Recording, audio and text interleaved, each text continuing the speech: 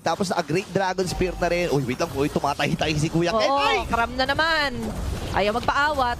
Nasasabi niya, kahit ako'y targeted, may immortality. Pwede pa siya mag-item swap. Habang yung Lord dito ay pilit na tinutunaw ng Mythic Seal. Kabilang banda, andun yung mga strike. Kun as well, trying his best to defend, clear out the way. Baba si Kram ay nandyan na yung kanyang final strike si Boye. Ay makakaligtas pa rin naman. Habang si Celeste guys, nandyan yun to. Andyan din naman yung mga damage. Makakaligtas, makakakuha ng isa or dalawa dito yung Mythic Seal. Habang si...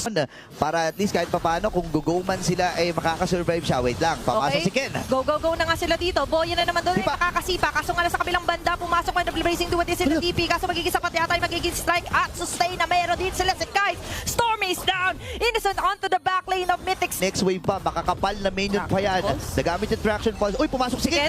Okay, nandun yung risk. Kaso nga lang ang public rin na nga dito si Kram. Nandun yung final slash. Kaso wala yata sila makukuha agad na instant kill dito. Instead sila pa yata yung may instant kill. Makakasurvive pa si Stormy. Hindi na nga lang din. Kasi si Kun makakapante. Grabe yung mga yo-yo blitz dito. Si Kram. Same time, nakikita natin yung struggle. Hindi na to paano kung kasi may nangyayari na po at kukunin na nga lang din niya yata dito yung buhay ni Kram. At si Kram para mailigtas si Innocent. Sabi niya ako na lang, wag na si Innocent. Wag mo na idama yung Innocent. Tinang-death timer, oh my G. Kaya tapusin na ng itik sila. Okay, dire-diretso lang sila. Sabi nila, ito yung kanina pa namin gusto mangyari. And with that,